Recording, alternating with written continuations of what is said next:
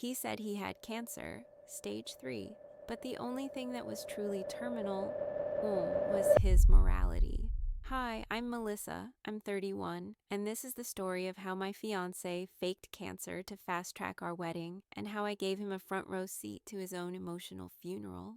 It started 6 months after we began dating.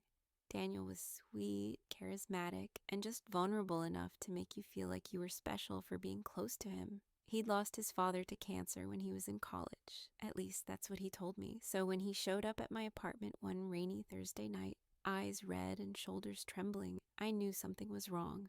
I have to tell you something, he said. My heart dropped. You don't forget that feeling. He sat me down, took my hand, and whispered, "It's stage 3 lymphoma." I found out last week. The tears came, his, then mine. I held him all night. I asked questions, but he shut them down gently. I don't want to scare you with the details. I need to live every moment now. In hindsight, it was masterfully manipulative because the next thing he said, "I want to marry you before it gets worse." We'd only been together a few months, but in that moment, the idea of waiting seemed cruel. What if we didn't have much time left? What if this was the only way to show him he wasn't alone in this? So we did it. We planned a small ceremony within 3 weeks, just close friends and family, no honeymoon. He said the chemo would start soon. I opened my finances. We merged accounts. He even suggested we take out a small life insurance policy just in case. It felt uncomfortable at first, but he made it seem like it was for my security. "You're the only person I trust," he said, kissing my forehead. We got married on a cloudy afternoon in May. He wore a navy suit and a smile that broke every woman's heart at that altar. Looking back, I can't decide if it was charm or pure sociopathy. The signs came gradually. He had appointments, but no follow-up paperwork. He never lost weight. He never got sick. His head was always shaved, but he did it himself. He said the chemo would come in cycles, but never showed a single prescription bottle. And yet, he always seemed to need more support, more rest, more space. He became distant, moody, dramatic, weaponizing his diagnosis to manipulate every part of our life. Then, one day, I needed to use our shared laptop. He was in the shower. I clicked his email, searching for a flight confirmation. What I found instead was a thread with his best friend. Subject line, "Dude." She bought it. The message read, "Bro." She's all in. No stage 3, just stage thirsty. You said it, man. I shaved and she cried. I think I can stretch this 6 months easy. My hands went numb. I read it again and again. He'd faked the whole thing. The cancer, the fear, the urgency, the marriage, the finances. He shaved his own head to play the part. I sat there staring at the screen for what felt like an hour. My brain refused to process it. I'd married a man who staged his own terminal illness like it was a community theater performance. The rage didn't hit all at once. It was slow, cold, almost academic. I wasn't going to scream. I wasn't going to cry. I was going to make him regret ever picking me as his victim. So I started planning. Step 1, keep playing the role. For the next few weeks, I acted like nothing had changed. I kissed his shaved head goodnight. I brought him smoothies in the morning. I even pretended to book appointments for him. I asked for receipts, knowing he'd never provide them. And when he couldn't, I nodded with a sympathetic smile and said, "I understand." Step 2, set the stage. I began taking photos of everything. Our texts, the fake chemo bags he kept in the fridge, saline labeled with a Sharpie, even a selfie he took shirtless in bed with a fake hospital band around his wrist. I archived every email, every bank transfer, every piece of fabricated evidence. I built a digital coffin, and he didn't suspect a thing. Step 3, get the community involved. I created a fundraiser. Help Daniel beat stage 3. I made it look real. I used his own lies. I copied his fake medical records. He didn't know because I told him it was a surprise. I said it was just in case things get harder financially. He said he was touched. I told him not to cry. It might ruin his dramatic makeup. We raised nearly $9,400 in a week. His coworkers donated. My aunt from Michigan sent $300. His mother, the poor woman, shared it on Facebook and commented, "Please pray for my brave son."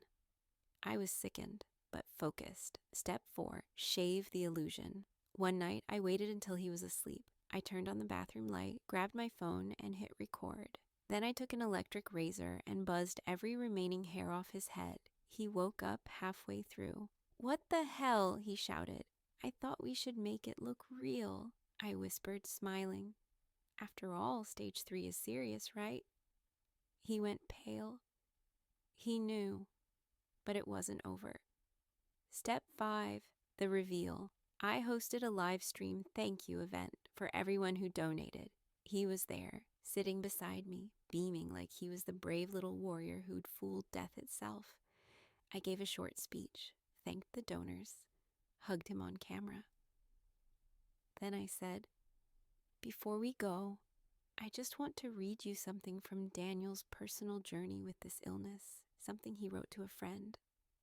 I opened the email on my phone and read it aloud. "Bro, she's all in. No stage 3, just stage thirsty." He froze. The chat exploded. Heart stopped. His mom, watching live, commented one word. "What?" I turned to him. "Daniel, would you like to explain, or should I?" He didn't say a word. He sat there, mouth open, face slowly draining of color. Then he stood up and stormed off camera. Live. Thousands of people watching. Donations still sitting in the fundraiser. Comments pouring in like a digital riot. I didn't stop the stream. I turned to the camera and said, "He lied to all of you, and he lied to me. But now, the truth is terminal." Then I ended the broadcast. The fallout came fast. His mom called me, cried, said she couldn't believe it, that he'd always been a dramatic kid, but this was beyond her. She apologized for the inexcusable. I didn't hate her. I actually pitied her.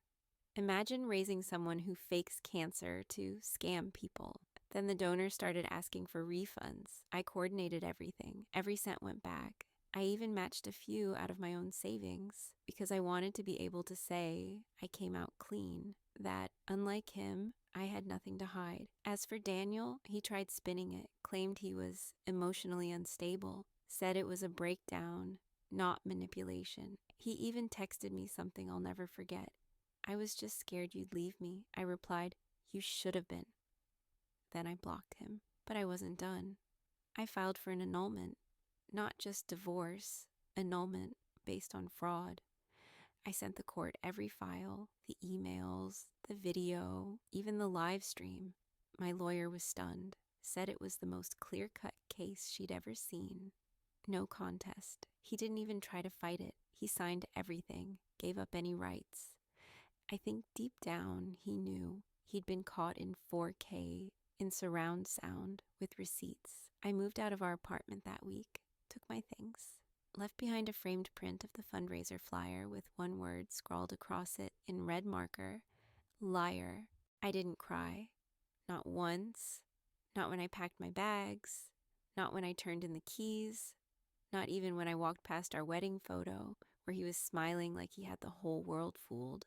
Because the truth is, the tears had dried long before I found that email. The moment I realized I was married to a performance, not a person, something inside me shut down, or maybe woke up. But that didn't mean I was done feeling. I felt anger, real, raw, unfiltered rage. And not just at Daniel, but at myself, for falling for it, for being so swept up in the romance, the drama, the urgency of it all. He knew exactly how to play me. The soft-hearted girl who volunteered at shelters, who always answered late-night calls from friends in crisis. The kind of woman who, when told, "I'm dying," drops everything to help. That's what made this betrayal different. It wasn't just a lie. It was targeted, and that needed to be healed. So I started therapy. I walked in, told the therapist, "Hi, I married a man who faked stage 3 cancer. Where do we begin?" She blinked, then nodded. "We begin by not blaming yourself." It sounds simple, but when you've been manipulated so intimately, that's the hardest part. You keep asking, how did I not see it? Why didn't I question more? But that's the thing about liars like Daniel. They don't just lie to you, they build a version of you that wants the lie to be true. They weaponize hope, love, compassion, and it works. After a few weeks in therapy, I started to process what had really happened. Not just the lie, but the layers underneath it. Daniel hadn't just faked cancer, he'd faked vulnerability, urgency, and most of all, love. It wasn't just about sympathy, it was about control. He wanted to rush the marriage so I wouldn't ask questions. So I'd blend our finances quickly. So I'd stop looking at the man and start serving the patient. And for a while, I did. He knew exactly what people expect from a woman whose husband is dying, that she'll be a saint, a caretaker, that she won't get angry or suspicious or even tired, that she'll just be grateful for every moment. Daniel used that narrative like a weapon, like a shield. But now, that narrative belonged to me. And I was going to tell the real story, starting with his family. His mother had sent me flowers every week after the diagnosis. She'd call and cry with me, always thanking me for being strong. I used to think we were bonding over grief, but now I realized we were bonding over a fiction he sold us both. So I invited her to lunch. I didn't bring screenshots. I didn't come angry. I came prepared, with a printout of the email he sent his friend, and one from the insurance agent who confirmed he had lied on every form. She read them. She didn't blink. Then she whispered, "He did this to his ex-girlfriend too." I nearly dropped my glass. "He told her he had a rare blood disorder," she said. She moved across the country to be with him. Found out 6 months later it was all fake. I thought he'd changed. So this wasn't new. It was a pattern, one he'd refined. I wasn't the first victim, but I was going to be the last. I didn't cry that day. Not when his mother confirmed everything. Not even when she offered to testify on my behalf. I just nodded, thanked her, and walked out of the cafe feeling more awake than I had in months. That night, I made a decision. I wasn't going to disappear quietly. Daniel had taken control of the narrative for far too long, spinning stories, bending reality, using pity as currency. Now, I was going to take that story back, on my terms. And it started with the fundraiser. You see, Daniel had already told our friends and coworkers he didn't want visitors, too sick, too weak, so everyone kept their distance, but they were dying to help. So I set up a fake GoFundMe for Daniel's last chance experimental treatment. Gave it a nice, dramatic title. Used one of his bald photos for the cover. Yes, the one I shaved myself. Then I invited everyone to a live-streamed benefit night from our home. Just me, a candlelit table, and a carefully folded letter. His diagnosis. They tuned in, hundreds of them, and I read it aloud, word for word. Daniel Michaels, stage 3 lymphoma, inoperable, rapidly spreading, final phase, terminal. And then I took a breath and looked into the camera. I'm reading this aloud today because it's a lie. Dead silence. This letter was written by Daniel, not a doctor, not a specialist, just a manipulator. A man who faked cancer to fast-track our marriage, drain our savings, and convince everyone he was a victim. I held up the email. Here's what he really wrote. Bro, she's all in. No stage 3, just stage thirsty. People started leaving comments. Confused, angry, shocked, but I wasn't done. Daniel isn't dying. He's hiding from accountability, from truth, from every one of you. That was the night everything changed. His boss called the next morning and put him on leave. The fundraiser page was reported and removed. His gym revoked his membership after seeing how he used their staff as alibis. But the best part? His mom called me and said, "I'll handle him. You just live free." After the live stream, I didn't feel relief. Not immediately. What I felt was silence. Like I'd screamed underwater for months and suddenly broken the surface. I was free to breathe again, but I had no idea what to do with all that oxygen.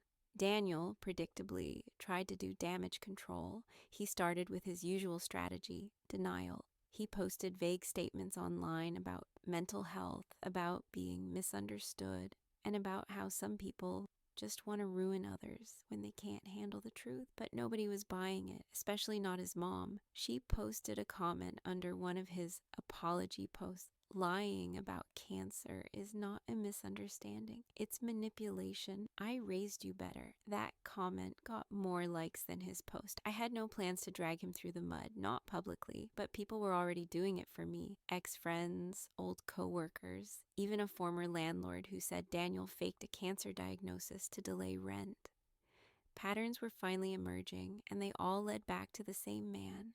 But this wasn't about revenge anymore. It was about reclaiming my time, my peace, and my identity. Because here's what they don't tell you: when someone lies about dying, it robs you of closure too. Every conversation, every hug, every moment you thought might be your last becomes meaningless. You find yourself replaying it all, wondering what was real and what was part of the con. It takes a toll on your body, your mind, your sleep. But I was done being the one who lost something. I changed my number, blocked his. I kept the apartment because the lease was in my name, and threw out everything that had his scent, his handwriting, his presence. I repainted the walls, burned the bed sheets, even changed my hair. Not because I wanted to forget him, but because I needed to remember me. I started writing again. At first, just journal entries, raw, disjointed, angry. But slowly, those entries turned into essays, then a blog, then a podcast guest spot. People were curious, horrified. Some didn't believe me. Others told me they'd been through something similar. Turns out fake illness isn't as rare as you'd hope. I read stories about partners faking MS, terminal brain tumors, car accidents that never happened. Some lied for money, others for pity. But the worst ones? They lied because they liked the power. They liked watching someone care deeply for them, worry over them, make sacrifices, and then yank the rug out when the lie ran dry. Daniel was one of those, and for a while, I was ashamed that I fell for it. But now, I don't feel ashamed anymore, because when someone crafts a fantasy as detailed as the one Daniel built, doctors' names, symptoms, side effects, fake test results, it's not your job to be a detective. It's not love's job to interrogate every cough or every late night text. Love is meant to believe, and that's what makes it so beautiful and so easy to abuse. I finally understood. He didn't con me because I was stupid. He conned me because I was kind. After the dust settled, I deleted his number, blocked him everywhere. Even his mom, sweet as she was, had to go. She sent me a few messages trying to apologize for not seeing it sooner. She said, "He's always had a way of making people believe what he wants." And that line haunted me because that's what this was. Not just a lie, not just manipulation, a whole performance. And I had been the audience, the property, the prize. I took down the blog eventually, not because I was embarrassed, but because I was done letting him take up space, even digital space. The fake fundraiser money, I returned every cent. And I donated double that amount to a real cancer research organization under his name. Yes, his name. Because if someone Googles him now, that's what comes up. Not his job, not his face, but his legacy of fraud. I won't lie. There were nights I missed him. Not the real him. He was a stranger in hindsight. I missed the man I thought I married. The one who held my hand during fake appointments. The one who cried when I read him get well letters from my nieces. I was mourning someone who never existed. That's a special kind of grief, and it takes time. I went to therapy. Not because I thought I was broken, because I needed to understand why I ignored all the signs, why I wanted so badly to believe him. The counselor told me something I'll never forget. The most dangerous lies are the ones that wrap themselves in love. And that's exactly what he did. He used love like a disguise. He wore it like armor. And I never questioned it, because love isn't supposed to lie. Love is supposed to save you, not scam you. That realization changed me. I became more aware, sharper, less quick to hand out trust like candy. Some people call it bitterness. I call it survival. About a year later, I heard from someone mutual that Daniel moved across the country. New city, new job, still telling stories, still fishing for sympathy. I didn't care. His games weren't mine to play anymore, But sometimes when I see a post online about someone's cancer battle, I feel my jaw tighten. I wonder if they're telling the truth. I hate that. I hate that he made me doubt good people, but I refuse to let him win by making me cold. I'll be cautious, but never cruel. I'll stay skeptical, but never numb, because that's what real healing looks like. A few months after everything, I got an anonymous letter in the mail. No return address, just my name typed. Inside was a folded printout, a screenshot of Daniel's fake cancer post, the one that had gone viral, and a single line written in Sharpie. "He's done this before. You're not the first." My hands were shaking, not because I was scared, because I knew it was true. Everything in my gut told me this was bigger than me. He had a pattern, a script. I'd just been one chapter. I reached out to the sender, created a throwaway email, just in case. I wrote, "Did he do this to you too?" The response came within a day. It was a woman named Kelly. She said she dated Daniel 5 years ago, that he claimed he had a heart condition, got her to co-sign a lease, got her to pay for his experimental treatments, then ghosted her the moment her credit score tanked. There were others. Kelly put me in touch with a girl from his college years. Same story, different disease, same manipulation, same charm, same destruction. And suddenly, I knew I had a choice. I could move on quietly, or I could make sure no one else fell for his lie again. I decided to go public, not in the petty, drag him on Instagram way. That would be too easy, too forgettable. I wanted impact, so I started a blog, a plain, clinical, factual account called The Cancer Con. I posted screenshots, timelines, bank statements, audio clips. I even included the moment from the live stream where he tried to shut me down. It wasn't vindictive, it was documentation. Within a week, the blog had over 100,000 views. People started sending their own stories. A former coworker said Daniel had raised money for a sick aunt who didn't exist. A classmate claimed he faked needing surgery for a GoFundMe back in college. This wasn't just manipulation, it was a business model, and now it was unraveling. One day, I received an email from a journalist, a woman who covered scams and emotional fraud cases. She asked to interview me. I said yes, but only if I could stay anonymous. So I told it all: the love bombing, the diagnosis, the wedding, the money, the lie. The article went live with the headline, "The Man Who Weaponized Terminal Illness for Love and Profit." Daniel called me 3 times that day. I didn't pick up. The only thing I answered was the final request from the journalist. "What would you say to him now?" I paused. Then I replied, "You wanted a woman who'd stand by you till the end, so I showed you what the end really looks like." After the article dropped, Daniel's world began to collapse, slowly, then all at once. He was let go from his remote job due to reputational concerns. His fundraiser accounts were suspended, and then came the real kicker: a cease and desist letter from a real cancer support charity. They accused him of emotional fraud and impersonation of medical suffering for financial gain. Turns out, using their name on his fake GoFundMe had consequences. And me, I felt numb, not triumphant, not broken, just emptied out. It's strange when you plan your life with someone, only to realize they were planning an entirely different life on your behalf, a performance in which you were cast as the tragic, loyal wife, a prop in their fantasy. I began therapy weekly sessions. At first, I could barely say his name, but with time, I started to understand what I was actually grieving. Not the man, the illusion. Daniel wasn't a tragic patient. He was a con artist in a hospital bracelet. He never wanted love. He wanted control, admiration, dependency, and he almost got it.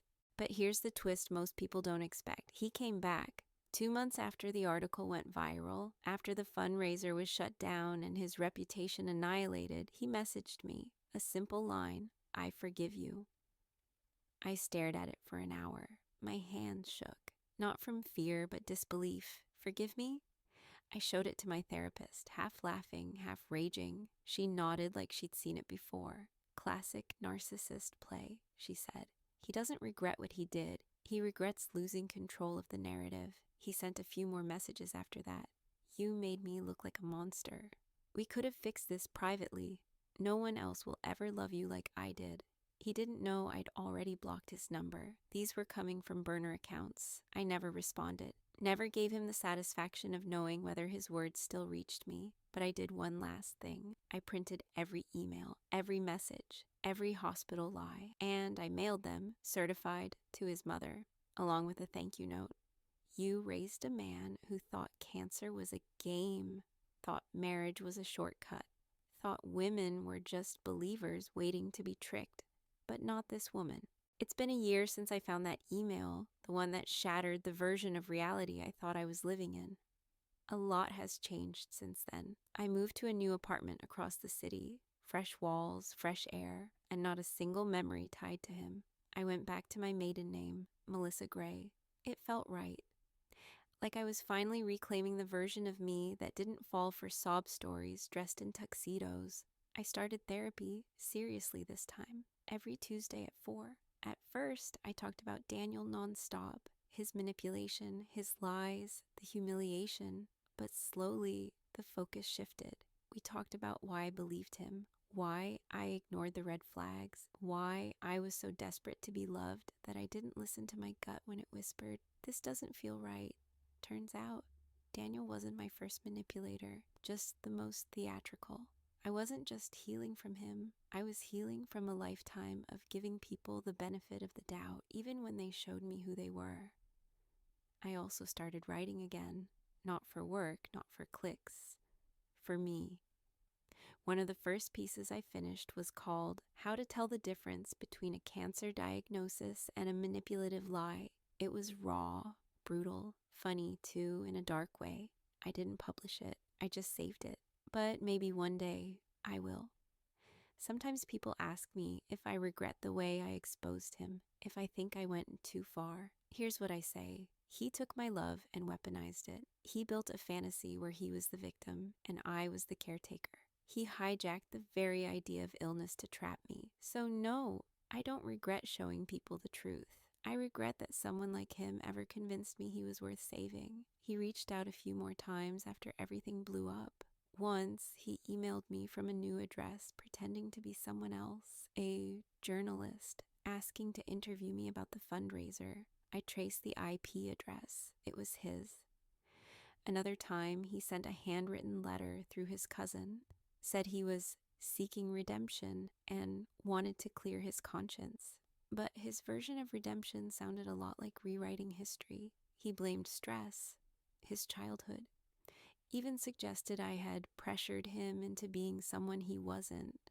That letter ended up in the trash. No, actually, I burned it. It felt symbolic, cleansing. I don't think Daniel will ever change. People like him rarely do. He's not sick, he's not broken. He's a very healthy parasite who just knows how to find new hosts. But me, I'm no longer the kind of person he could infect. After the smoke cleared, I moved back in with my sister for a while.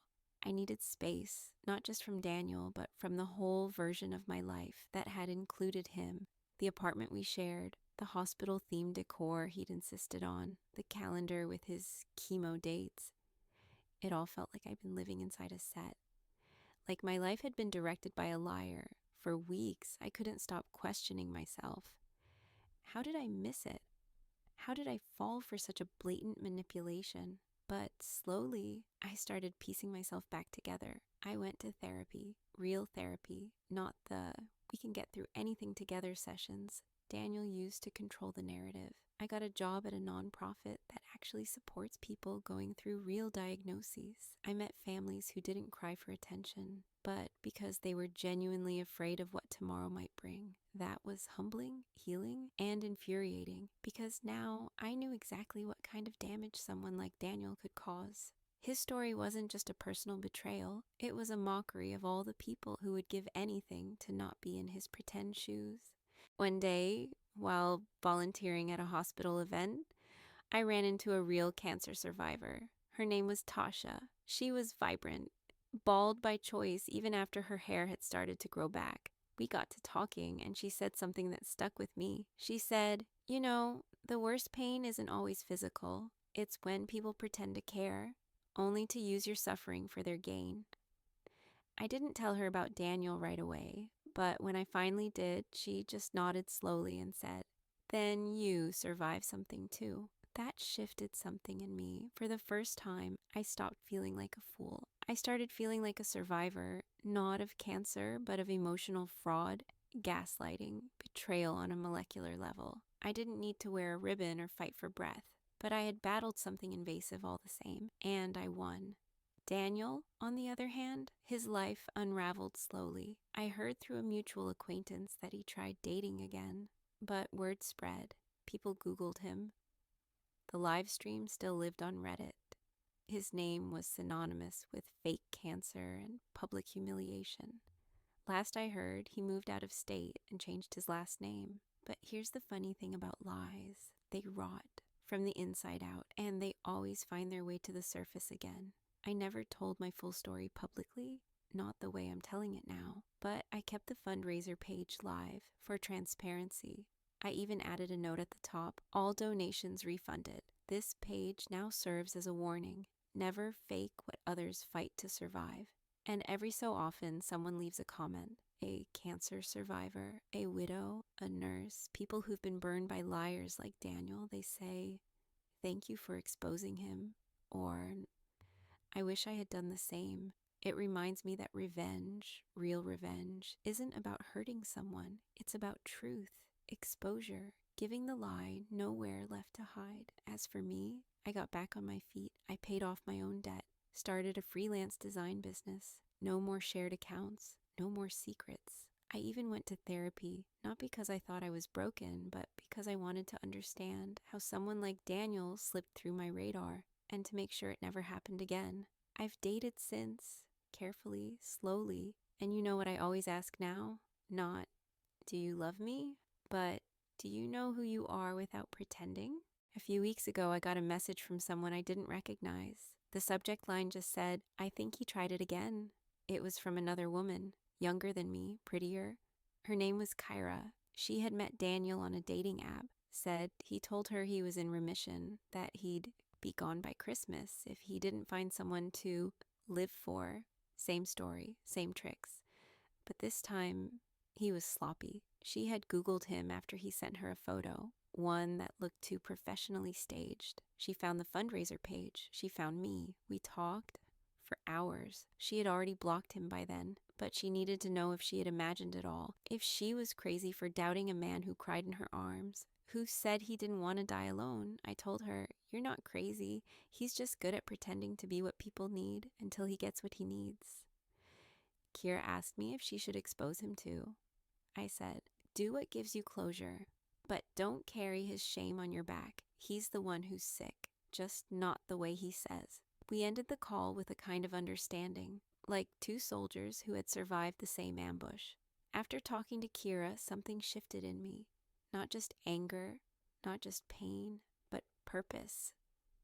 I started researching deeply. I found out Daniel had pulled versions of this stunt before, though not always with cancer. Sometimes it was a sick mother, sometimes a fake job loss. He always had a tragedy, always a reason why he needed someone's help, sympathy, or loyalty right now. And every time he'd leave them drained, emotionally, financially, or both.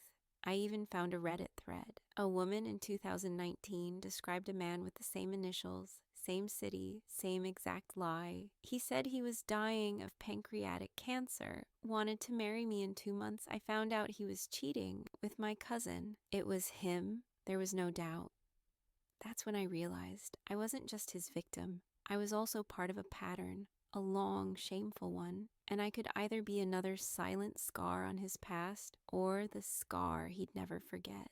So I wrote a blog post titled, "The Man Who Faked Stage 3 Cancer to Get Married and Met Someone Sicker Than Him." I changed some names for legal reasons, but the facts, 100% verifiable. I posted screenshots, voicemails, photos from our wedding, the live stream footage from the fake fundraiser, the text that broke me. No stage 3, just stage thirsty. I didn't ask people to share it. I didn't need to. It went viral in under 72 hours. I didn't expect it to spread that fast. I truly didn't. But by the end of the third day, the blog post had over 600,000 views. Emails started pouring in, messages from strangers. Some were people who had also been deceived by Daniel. Others were survivors of actual cancer, enraged by what he'd done. One message stuck with me the most. My brother died of stage 3 lymphoma. Your story made me sob. Thank you for exposing him. I couldn't sleep that night. I didn't feel satisfaction. I felt responsibility. I knew Daniel had gone into hiding. He deleted all his socials. I heard from someone mutual that he moved back into his mother's house, that she was devastated but couldn't look at him. Somehow, that broke me more than anything. I had once dreamed of calling her mom. I'd shared holidays in her kitchen, and now I was the one who had shattered her image of her son. But I wasn't sorry, not one bit. Because what Daniel did, it wasn't just emotional manipulation, it was psychological warfare. He used the threat of death to trap me. He weaponized sympathy. He took sacred, painful realities that millions face every day and turned them into tools to fast-track control. So, no, I wasn't sorry. But I wasn't finished either. I got contacted by a small online magazine that wanted to interview me. I hesitated at first, but they promised full editorial control. So I agreed. The article went live with the headline, "He faked cancer." She gave him a taste of end stage. It trended on Twitter. Reddit reposted it. TikTok creators made story times. Some reenacted the scenes. Others analyzed his behavior like a case study. There was even a therapist who broke it down in a 5-part video series titled "Malignant Narcissism: How Daniel Fooled Them All." At first, I felt exposed, raw. My most humiliating moments were now entertainment, but slowly, the shame turned into pride. Because I wasn't just the girl who got fooled, I was the girl who fought back, louder. A week later, I received an anonymous package. No return address, just a plain brown envelope with my name scribbled across it in jagged letters. Inside was a USB drive. At first I hesitated. It felt wrong, like something out of a movie, but curiosity won. I plugged it into my laptop, half expecting it to be empty. It wasn't. Inside were videos, dozens of them, self-recordings. Daniel talking into the camera, in his car, in his apartment, even in our bedroom, whispering notes to himself like some twisted diary. She bought it. The tears worked. I need to cry more next week. She's asking questions. Once the life insurance goes through, I'll propose. My stomach dropped. I had always suspected there was more, but seeing it, hearing him practice crying was nauseating, dehumanizing. He wasn't just manipulative, he was methodical, calculated, and I wasn't the only one. In one clip, he mentioned another woman, a name I didn't recognize, Amanda. Said she had better credit than me, that he'd move on once Melissa breaks. Like I was a broken bridge he was using to cross to the next target. I sat there shaking, and then I called the police. I handed over everything. The USB, the videos, my original recordings, the blog, the live stream footage. I wasn't seeking revenge anymore. I wanted protection for myself, for Amanda, for anyone else he might try to groom. They took it seriously. There was enough material to open a case for fraud, emotional abuse, and potential identity theft. Daniel was served a restraining order within 48 hours, and that's when it finally felt real. I hadn't just survived, I had stopped a predator. After the restraining order, things changed fast. Daniel tried to play victim. Of course he did. He posted on Facebook about how I had destroyed his life, how I'd framed him, how the videos were taken out of context. But the internet has a long memory. People dug up clips from the live stream, reposted the footage of the fundraiser, commented with screenshots of his fake medical notes. He deleted his accounts within 3 days. His mother never replied to me again, but I saw her comment on one of the fundraiser videos before she vanished. I raised a monster. I'm sorry to anyone he hurt. That comment alone went viral. I was offered interviews, podcasts, even a small documentary deal. I declined all of them. I didn't want to be famous for surviving manipulation. I just wanted to move forward. But I didn't stay silent either. I started writing a blog, not under my real name, but enough to give women tools, red flags, emotional warning signs, how to recognize when love becomes a trap. It grew quickly. Women from all over started messaging me, sharing their own stories. One even sent me a photo of Daniel, saying he had reached out to her under a different name on a dating app. Same lines, same script, same fake illness. Thanks to the evidence I had already handed in, the authorities had enough to open a multi-state fraud investigation. Daniel was arrested 6 weeks later, charged with insurance fraud, falsifying medical documents, attempted identity theft, and online impersonation. Not to mention harassment and coercive control. I didn't go to the hearing, but I heard from the detective that when they played his own videos in court, he didn't say a word, just stared straight ahead. Apparently, his new lawyer refused to defend him after reviewing the footage. He pleaded guilty, got 3 years. I thought I'd feel triumphant, but what I felt was tired, just tired.